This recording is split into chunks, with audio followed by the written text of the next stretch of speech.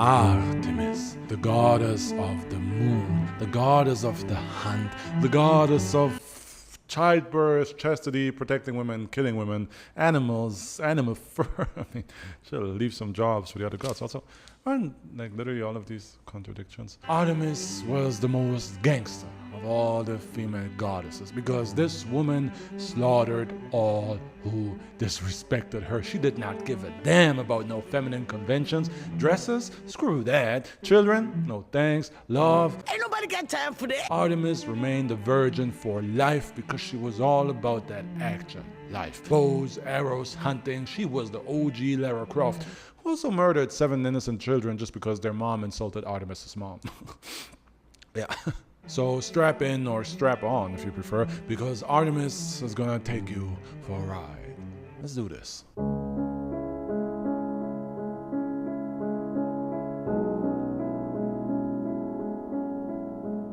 Artemis' story starts with Zeus cheating on Hera, because of course that's how it starts. This time Zeus got Leto pregnant and Hera was mad and told her and Zeus's daughter Eileithyia, the goddess of childbirth, "Hey, I know you don't smoke weed. I know this. But I'm gonna get you high today. Cause it's Friday, you ain't got no job, and you ain't got shit to do." And Eileithyia was like, "What? I literally have a job, I oversee childbirth." And Hera was like, "Not today, bitch." Hooked on a weed addiction thanks to her mom, Eileithyia forgot all about Leto's pregnancy woes. But just in case Eileithyia kicks the weed habit, Hera had a backup plan and also threatened Zeus's grandmother Gaia with violence if she allows the skank Leto to give birth. Note, this is not some random old grandmother that she threatened with violence. Gaia is the earth personified, and Hera was basically saying Leto cannot give birth anywhere on land, aka anywhere on Gaia, or Hera is gonna twist Granny's nipples to make them even longer. So poor Leto was screwed, running around pregnant and overdue until baby daddy Zeus had some pity and told his brother Poseidon to please make an island float so that it's not connected to any land and Leto is allowed to give birth on it. And then Zeus gave his daughter Eileithyia talking to do her damn job and deliver that baby. And so Leto finally gave birth to Artemis. Artemis immediately aged 6 years in a matter of hours and was then able to help her mother deliver her twin brother, Apollo. And seeing the bloody process of birth with all that ripping and excrement, seeing all that live and very up close at 6 years old, Artemis was like, no. No way she was ever gonna let someone exit her body like that. In fact, no way she was ever gonna let someone enter her body in the first place. She decided she was gonna be a virgin for life. So Artemis went to her father Zeus and told him that she wants to be the goddess of the hunt. She wants a bow, she wants a bunch of cool animals and a lot of naked hot virgins to follow her around everywhere. I know guys was like, I want a gorilla, I want a bear, man. Can I ride a giant wolf? That's the dopest wish ever. Girls be thinking we go crazy about them virgins. Nah, man, it's all about a gorilla and a wolf you can ride on. That's what it's about, man. Artemis also told Zeus that she wants to remain a virgin forever herself. So Zeus was like, okay, guess I'm not gonna have sex with this daughter of mine. And somewhere in the world, Persephone was like, wait, you telling me all I had to do was pretend to be a damn Make-A-Wish kid? Damn, man. For reference, Zeus impregnated his daughter Persephone against her will, while he was in the form of a snake. Yeah, it's a long story, it has nothing to do with that story, but Zeus things, you get me? Zeus accepted all of his daughter Artemis's wishes, and so the ultimate badass was born. A forever virgin, not distracted by being left unread, who has a group of hot, naked, fangirl virgin nymphs following her around everywhere and is surrounded by cool animal companions, notably 4 deer that were bigger than bulls, had golden horns like stags, bronze hooves, and breathed fire like dragons, called the Elaphos Chrysocheros, which sounds very cool, man. Elaphos. You jealous now because your name is just Zizou, the dog? There were 5 of these golden horned deer, and all of them were sacred to Artemis. So, to show her love, she strapped 4 of them to her chariot to pull her when she was too lazy to walk, and let the 5th one run free to forever live with the agonizing knowledge that its sisters are enslaved, tied to a chariot, while the chariot pulling deer will forever wish to be back in freedom like their long lost 5th sister. I mean, if you're trying to tell me Artemis and Santa Claus using deer to pull their chariots is somehow endearing and not really just deer slavery, please, man. Show me a deer that's willingly pulling a chariot with a fat man and a bunch of presents on it. Rudolph's nose is only red because that dude has an alcohol problem and he's coping. Bro, that's a cry for help if I've ever seen one. We're all like, Rudolph the red-nosed reindeer. That's terrible, man. That's terrible. Come on, pull my chariot. I gotta go get groceries. Anyway, Artemis let one of the sacred bull-sized golden-horned fire-breathing deer roam free, and that 5th one is important because years later, Heracles, aka Hercules, was told by the oracle to hunt down that exact deer as one of his famous 12 labors. And of course, Heracles knew that his half-sister Artemis isn't fond of anyone who hurts her deer. So trying not to hurt it, he hunted the deer for a year. But for a whole entire year, the deer ran away from Heracles in fear. Until after a year, Heracles was tired of its fear and shot the deer in the rear. I spit out fire. Because I spit out fire. You get me? See what I did there? They call that double entendre. Bro, you got a mic? I can't drop this mic. I need a mic to drop. Can I get a mic to drop? Spit out fire. So now the deer was caught, but wounded due to Heracles shooting it with his bow, and Artemis was pissed, as expected. Artemis was ready to take Heracles' bow, shine it up real nice, Turn that some bitch sideways and stick it straight up your candy ass! Heracles was like, chill, sister, chill. The oracle told me to do it. And Artemis was like, she told you to hunt down my deer. Yeah, man, what can I tell you? So after Artemis heard that, she was mad. Is Wayne Brady gonna have to choke a bitch? She didn't actually choke an oracle. I just wanted to use that clip because I missed the Dave Chappelle show. After Artemis heard that it was the oracle that ordered it, she was like, cool. No worries, we don't mess with the oracle. And I mostly just told you Heracles' story to do The Rock and to use it as a more light-hearted story, because from now on, this video is gonna get dark. Because Artemis, man, she had no chill.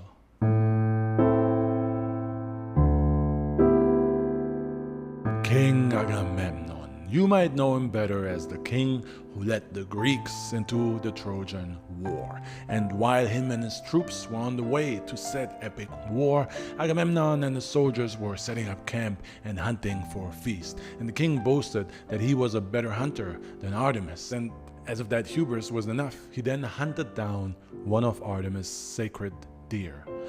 So what did Artemis do?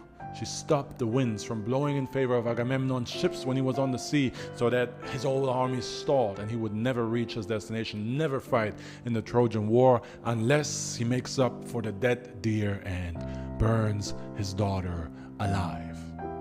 So Agamemnon was like, well, shit, sometimes you gotta do what you gotta do. You got matchsticks. Agamemnon would later pay for the death of his daughter when his wife kills him, and then his son kills that wife, his mother. That whole family drama, that's another Greek mythology tale. And if you're like, damn, man, Artemis, that's dark as hell, wait till you hear this one. Let's talk about that time Artemis killed 7 innocent children.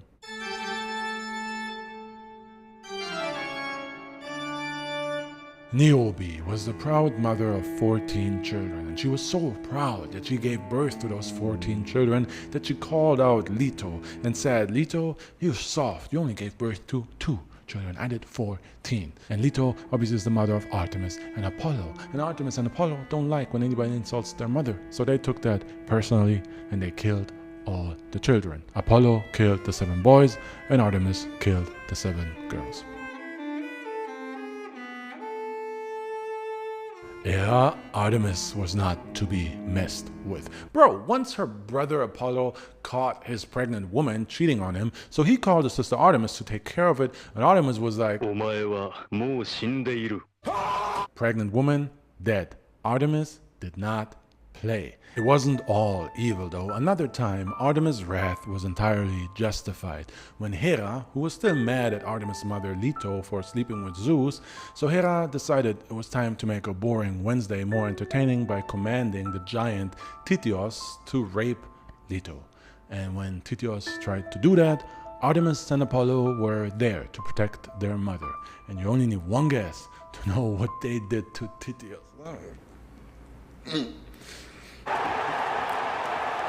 Oh, and this one time, Band camp? Artemis got a little more creative with her murderous intentions that I can only imagine were pent-up sexual frustration by, what do I know? I'm not a forever virgin by choice. They ask you how you are, you just have to. I'm only kidding, man.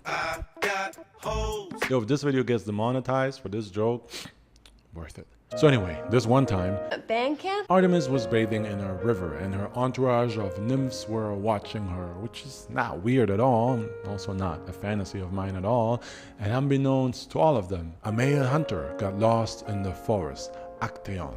Actaeon was a great hunter known throughout the lands for his skill and his well-trained and ferocious hunting dogs, who were experts at deer and stag hunting and devoured these animals. In this particular time, Actaeon and his dogs were out hunting in the thick of the forest trees, but Actaeon was not ready for the wood he was about to experience. He stumbled upon a hidden river where he saw Artemis bathing, naked. Now, it should be noted that, like basically every Greek goddess, Artemis is described as insanely beautiful. So Actaeon just stood there, jaw dropping so hard it shattered when Artemis spotted the creep. So once again, she had the appropriate reaction. She turned Actaeon into a stag, and when he ran away in panic, his own hunting dogs hunted him down and tore him into pieces. Bro, his own dogs, like, his own dogs. You're just gonna see. I'm just trying to judge you. I'm testing the waters, bro. Like, all right, chill. Yo, easy, bro. You know, the whole burning the daughter thing reminded me of Stannis, right? Especially considering the involvement of stags. And now this one reminds me of Ramsay Bolton a little bit. You know, methinks Game of Thrones was majorly inspired by Norse mythology. But anyway, back to my original point, Artemis did not play. This one time, Artemis found out that one of her virgin follower nymphs was pregnant, which, unless you're a Mama Jesus, means you're not a virgin anymore. But there's a story to that. The pregnant nymph in question was Callisto, a devoted follower of Artemis, chastity vow and all. And Callisto had been seduced by Zeus. Shapeshifted into the form of the beautiful Artemis. I know, Brazos, bro, make it happen. So Callisto, first of all, must have been hella confused when she was pregnant, because she thought it was Artemis. But when she finally put two and two together, she was trying to hide the pregnancy from the real Artemis, which is kind of hard when your entire virgin sorority constantly bathes naked every Thursday. So Artemis saw that Callisto was pregnant and was furious that she broke her sacred vow and lied to her. So the goddess did not care about the definitely mitigating circumstances and appropriately transformed Callisto into a bear. Callisto was still pregnant as a bear, of course, so she then gave birth to her son, who was human, and years later, thanks to his inherited bear strength, her son became a great hunter who hunted a ferocious bear roaming the lands. His own mother. Damn. Zeus actually kind of felt bad about that one and then decided to make up for whatever he caused here, and he eternally honored Callisto by turning her into the Ursa star constellation. And by the way, if you're thinking, man, Artemis is always going after these small fish, nah, man, she wasn't scared of gods neither, man. When Aphrodite killed one of Artemis's followers, Hippolytus, because Hippolytus chose that virgin life to honor Artemis, which offended Aphrodite because Aphrodite does not like virgins, so Aphrodite killed Hippolytus. And Artemis got revenge by killing Aphrodite's lover, Adonis, by sending a boar to disembowel him. Artemis? No chill. None. Man, all this violence and death, let's switch it up. Let's talk about the only other thing humans care about. Sex.